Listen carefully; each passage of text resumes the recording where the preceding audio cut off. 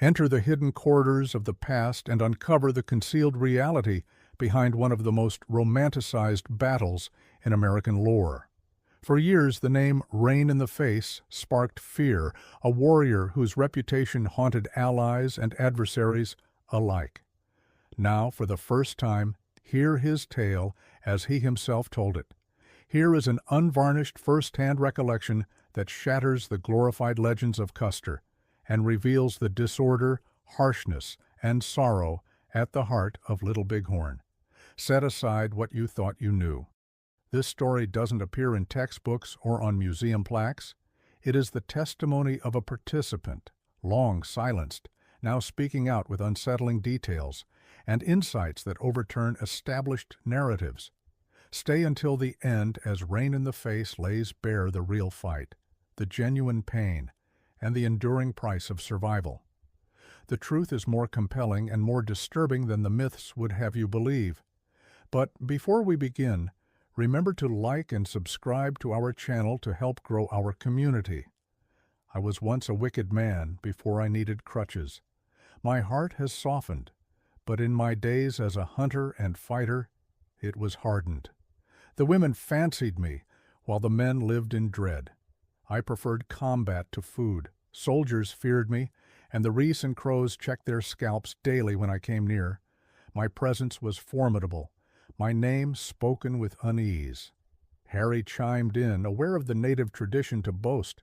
"We know you were fierce, Rain," he said, "but tell us about when Tom Custer defeated you." If you were so formidable, how did someone like Tom Custer manage to overcome you? The question unsettled Rain, and he showed his discomfort. He was large, 5'9", nearly 200 pounds, while Captain Tom Custer was slighter. After some deliberation, Rain began his account, and to our astonishment, he continued, sharing his perspective on the Custer massacre. Animated and emotional, he recalled every detail of that tragic day. For years, military figures and officials had attempted to get Rain to divulge his side, but he remained silent.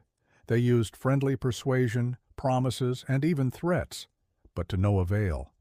Rain's notoriety for killing Custer reached even Longfellow, who wrote about him. It was remarkable when Rain finally broke his silence. I'm recording his words just as McLaughlin interpreted. Rain explained, 2 years before the great fight, Gall and Sitting Bull camped at Standing Rock.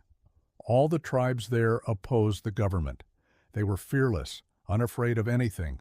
The Yanktonais, meanwhile, befriended the agency, hoping for supplies and food. Our own camp buzzed with activity, dancing, racing, sharpshooting, and games. There was ample buffalo and deer, countless ponies. I was popular with the women who would provoke me for fun. If they managed to anger me, I'd be ready to brawl.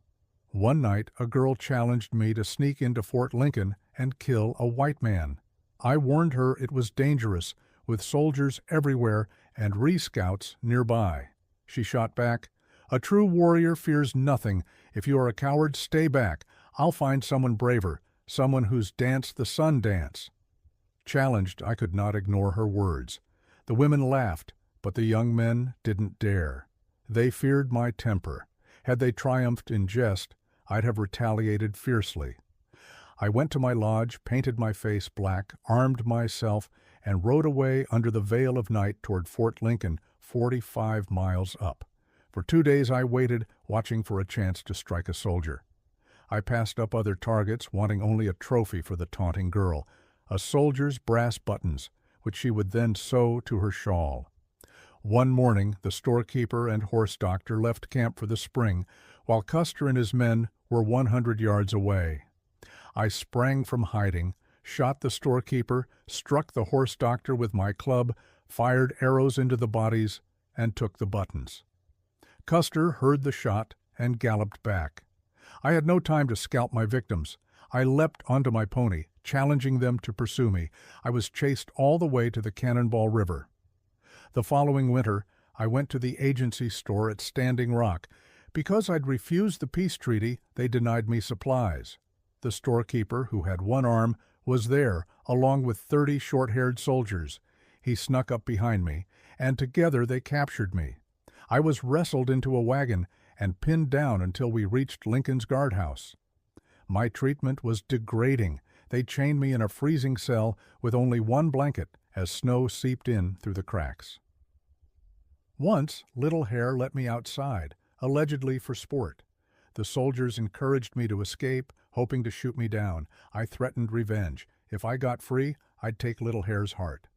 I was shackled to a white prisoner. One night we forced an escape. They fired at us as we hid on the Heart River's bank.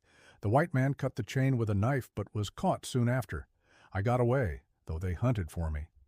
I rejoined Gall and Sitting Bull, but they hesitated to rescue me. To remind Little Hare of my oath, I sent him a buffalo hide painted with a heart-dripping blood. Later, I caught up with him and made good my word. That's as much as I'll share. Our knowledge of these events matched official reports about the sutler and Surgeon Hunsinger's deaths, but we pressed for more about Tom Custer. McFadden showed Rain a sketch of Custer's last stand and asked for his opinion. Rain examined it and laughed. No, this is untrue. The soldiers used firearms, not sabers. They were dismounted, with 1 in 4 holding horses. We'd tether ourselves on our ponies, fighting in circles, bareback and painted. The drawing shows us with bows, but we had rifles. Their weapons jammed after the first shot. I saw it myself on the field, countless guns still loaded. That failure made it easy for us, like slaughtering sheep. When they pleaded for mercy, we gave none. This picture deceives, as do all white images of Indians. Let me illustrate the real scene. Rain turned the page and drew a big S. This is the Little Bighorn. Our lodges lined the banks in an arc. How many? Harry asked.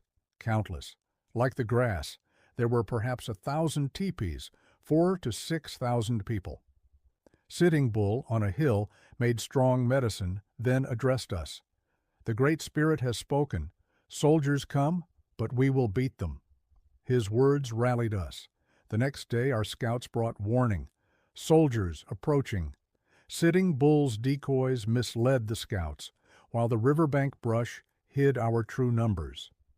Sitting Bull left to perform more rituals and didn't return until after the fight. He was respected, but did not join the battle. Gall was the chief, with Crazy Horse leading the Cheyennes and Goose the Bannocks. I was not a principal chief, but commander of a fierce band. Knowing the soldiers' horses were exhausted, we let them believe the ruse of our empty lodges. They thought us few, but we were ready. Their fatal mistake was splitting the force. Gall led the majority upstream to block them. When we saw Custer's scouts held back, we waited. Once they came over the bluffs, we revealed ourselves and opened fire, outflanking from behind. We saw officers conferring, though to us they looked the same. I did not see Custer then or later. They sang defiant songs, knowing they would fall. They dismounted. Every 4th man controlled the horses. We swarmed in, overwhelming the holders, stampeding the horses with our blankets. Our women claimed the ponies. They were spent. I sang my war song, inhaling gun smoke. I was blinded by rage, like a man in a trance. I charged, seized their banner, and as my pony was shot, I jumped free, struck the flag-bearer, and dashed to safety with the colors. Elated, I was cheered, and the struggle pressed on. Blood and gore splattered hot and bitter on my face.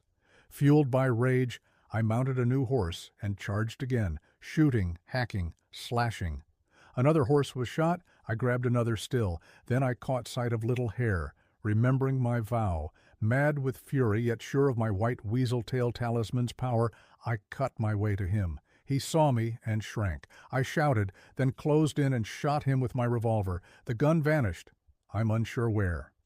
I dismounted, cut out his heart, bit off a piece, and spat it in his face. Satisfied, I rode away, too weary to scalp him. My only goal was to fulfill my avowal. I took no part in what followed. Afterward, women finished the wounded, collected loot, and cut boots for leather, sometimes fingers for rings. Hunters searched for Custer's scalp, but he'd no uniform and had shorn his hair. That night we feasted and danced with trophies. Sitting Bull declared, My medicine made you invincible. He claimed victory, but Gaul contested it.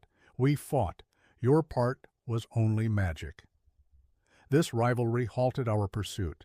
Sides formed, but I kept to my own. I wanted no more fighting just to dance. Hearing more troops, heavily armed, were coming, we retreated north. They tailed us up to the border. I stayed there until Sitting Bull returned, then accompanied him home. I was content to be back. That's my tale, never told to white men till now. I'm glad for the telling. I then asked, if you didn't kill Custer, who did? Rain replied, I do not know. None can say. It was chaos. Mac inquired, why wasn't Custer scalped like the others? Rain said, no one is exempt. The women searched, but found nothing. Rain's narrative provides precious, direct testimony from a native perspective on Little Bighorn, undermining the myths long entwined with Custer's last stand. He refutes the story of Curly the Crow as false bravado, revealing how native accounts often dispute popular American versions. Rain, now in his 60s, is among the last living chiefs from that fight, able to sign his name, though its meaning less clear to him. Though he speaks little English, he understands deeply, highlighting language's role in shaping history's reception. His personality, brave yet complicated, shines through. He stands by his promises, though hesitance often precedes his word. His stature and character match the literary image of the ideal Indian, but his is a life bred in hard experience, not storybooks. Accounts like Rain's are vital to grasp the Little Bighorn's true events. Eyewitness native histories, such as those from Red Horse, tell of wild confusion, desperate struggle, not heroics, but a disastrous rout born of military mistakes and underestimation of native strength. These perspectives challenge Custer's glorified legend, bringing to the forefront the native ordeal, the fight for survival, trauma of displacement, and the importance of honoring all voices to truly understand the Sioux War of 1876. As Rain in the Face's voice dims and the field falls silent, persistent questions remain. Who truly perished? Who escaped unseen? What truths remain hidden beneath fables and silence? This is more than a chronicle. It challenges our beliefs about valor, betrayal, and endurance. Little Bighorn was not merely a battle of armies, but of truths, many still awaiting discovery. The story is now yours to judge. What do you believe transpired on that pivotal day? Whose truth resonates most? Leave your thoughts below and join the conversation that history once tried to bury. For some legends are merely prologues. The real tale continues to unfold.